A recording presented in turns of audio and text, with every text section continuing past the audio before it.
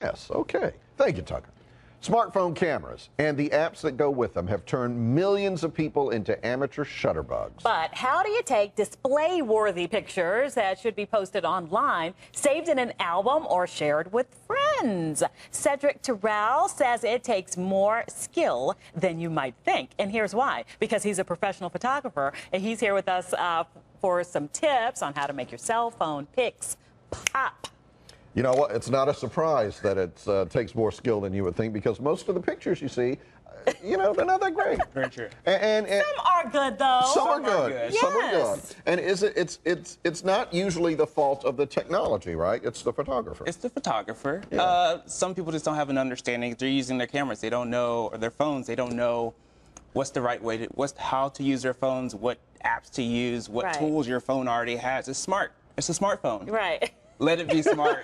Let it help you. Smart. Now, and I joked on your craft, because it seemed like in the beginning I would be at functions and a real photographer with a real digital SLR or whatever would come up and say, "Move, get that thing out of here. Let me take it with the real camera." But I mean, is it blending now? I don't think it's blending, but smartphones are the technology is getting better. And the quality of the imagery is getting even better with every time they put out a new phone. Okay. So, I mean, yeah, phones are great. But, you know, for me, they don't replace a professional camera. You're a photographer, right? But for the average person, they're getting better and better. Exactly. It's a great tool. All right. Here's question number one, because the first thing that we see all the time is the selfie.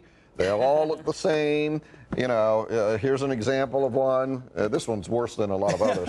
But, you know. But it happens all the time. Yeah, it does happen. So some tips on taking a good selfie. It definitely happens all the time. So the photo on the left is a girl getting ready to go out with her friend and go on a date. She wants to ask her friends if she looks cute, but she's taking a picture straight in front of a mirror with a flash. Yeah. You know, so you can't even see what she's wearing. No. But she flipped around and used the natural light coming through a window, and look at that photo. I mean, it's not the best photo. Of course, it's a smartphone, but it's a much better photo. You get to see her, and it shows some detail. But what about the whole outfit? How do you do it with the whole outfit? You can still do that. You just you can use a self-timer. Self-timer is my best friend when it comes to taking selfies. Right. You can put it up on, sit it on something, sit it on a shelf, set your self-timer, and then step back and have your hands. Do your one hand on the shelf. This is what exactly. we do. Right. Exactly. Okay. All right. Cool. And there are other examples too, right? We're talking about filters next. Filters. Yeah. Okay. So we have two different images. One taken without a filter, a cloudy day, but you can use a filter to enhance the photo, to make it stand out a little bit more, to make it more dramatic. But there's tons of filters. There's different apps. Instagram has filters.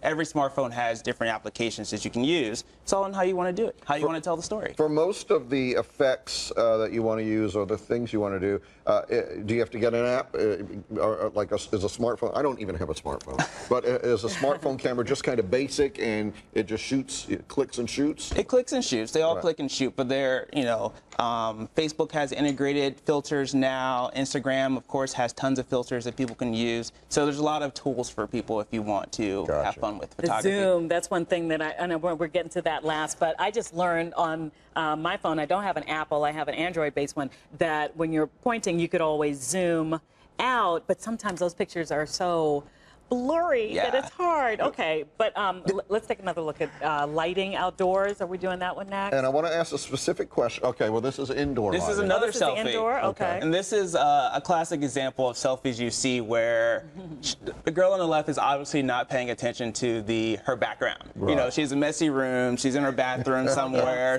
We can see everything. I'm very conscious of that. You see that a lot. You see that a lot. Right. I mean, look at the lighting's not great. Yeah. And then on the one on the right, same girl, but now she's using natural light. Is flattering. It looks good. Yeah. So that's why I say using natural light to take selfies is a great tool when you can do it. Julie Wright, speaking of lighting, has a specific question. A lot of people go to concerts. There's the artist up on stage. You take the picture with your smartphone, and you can't see anything because of the blinding light on the artist. It's just like a white blob there. Yeah. Is there a way to combat that? So the tool with that is on smartphones, they have a way to lock in the exposure. So if you put your phone up there and you click right on the artist, the phone's going to automatically adjust to the lighting that is on that spot. Okay. So it's a quick trick, quick little tip to take better photos at concerts. Okay. Let's see another one. This one is outdoors. The other one was indoors. That's outdoors. Yes. Oh, So yeah. this is an example of just what I talked about. The exact same photo taken within seconds of each other, and the one on the right is overexposed, obviously. But all I did is tapped on the flower,